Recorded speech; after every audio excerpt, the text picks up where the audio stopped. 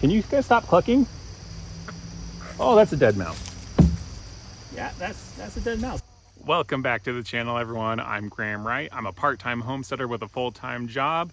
It is the middle of September, and that means I'm gonna go harvest some goldenrod. Goldenrod gets a bit of a bad rap. People call it ragweed. I love goldenrod. It has a ton of medicinal benefits. It's also great for your chickens. What I'll do is I'll harvest some of it today, and then I will go give some of that. I'll give it to the chickens fresh. It's high in protein. It's high in calories as well. For yourself, you can make a tea out of it if you would like. You can also infuse oil with it. That's what I'm going to end up doing with it, is infusing the oil with the goldenrod and then making a salve out of it later. But it has a ton of great uses. So let's go harvest some goldenrod, and then, oh my gosh, hold on. I noticed that I have a volunteer squash. Let me show you what that looks like. Look at this squash plant over here. It's jamming. Oh my gosh, look. See right here? We've got a volunteer squash that's growing up right there. That's fantastic. Do we have any other squash growing on here? Nope, not that I see. What an amazing find on the homestead.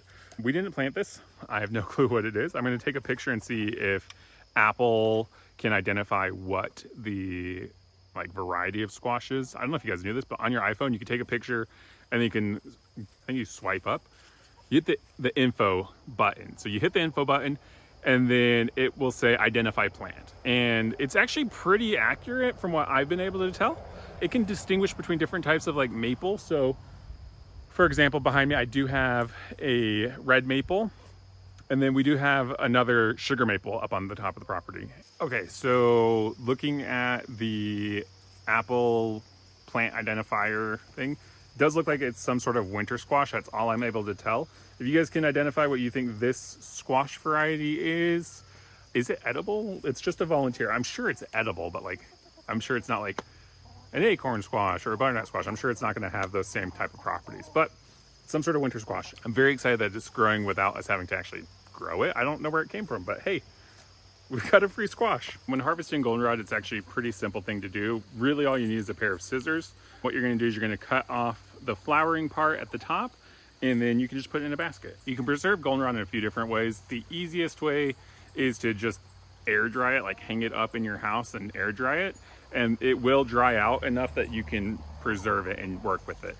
You can also put it on a dehydrator. If your dehydrator has an herb setting, that's even better.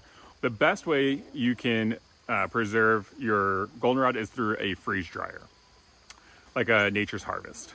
Since goldenrod is a perennial, you don't want to rip it up. You want to cut the tops off. And that way it comes back every year and you get goldenrod harvest all the time. So got more goldenrod here. We're gonna cut some more. So another thing you can use goldenrod for, besides making tea, which is good for your kidneys, besides making salves, besides feeding it to your chickens, one thing you can also do with it is you can dye clothes with it. It's a bright yellow. You want to do an herb soak in your tub, you can also use the goldenrod for that. It has a nice citrusy scent to it. I love it. It's great. When you're harvesting, if you're not harvesting on your own property, the rule to follow for harvesting is to only take what you need. But given that this is my property, and yeah, I'm gonna harvest almost all of the goldenrod. One thing that's great about foraging and gardening in general, being outdoors, right? The Norwegians have a term for outdoor living. It's called, I'm gonna butcher this because I don't speak Norwegian, friluftsliv. Friluftsliv is all about enjoying time outside. It's about outdoor living. When it comes to foraging and gardening, one of the benefits is that we move from being in a directed attention state, like when we're at work, where we're constantly being bombarded by new notifications coming in. It allows us to move from that directed attention state to an attention restoration state, which is one of the reasons I love foraging. I'm just walking around my property looking for those golden colors from the goldenrod, and then I'm gonna go over there, I'm gonna cut them down, and I'm not worried about my normal stressors, even in the garden, right? Especially if you're growing food for yourself, that can be a little, not challenging, but it can be something that where you're very focused on trying to make sure you get your spacing correct, or are you watering them enough? And yes, it can be rewarding when you're harvesting, but at times it can also be a drain. So I love to wander, and yeah, that's what we're doing today. You know, one problem with having your chickens free range is that they kind of follow you around the property. And like, look at these chickens. These chickens, these 3 chickens are on the wrong side of the property. Fortunately for me, the Morans, they're super easy to catch. All right, that's it for today. I'm gonna get this goldenrod inside to Miss Diane. We're gonna start drying it out.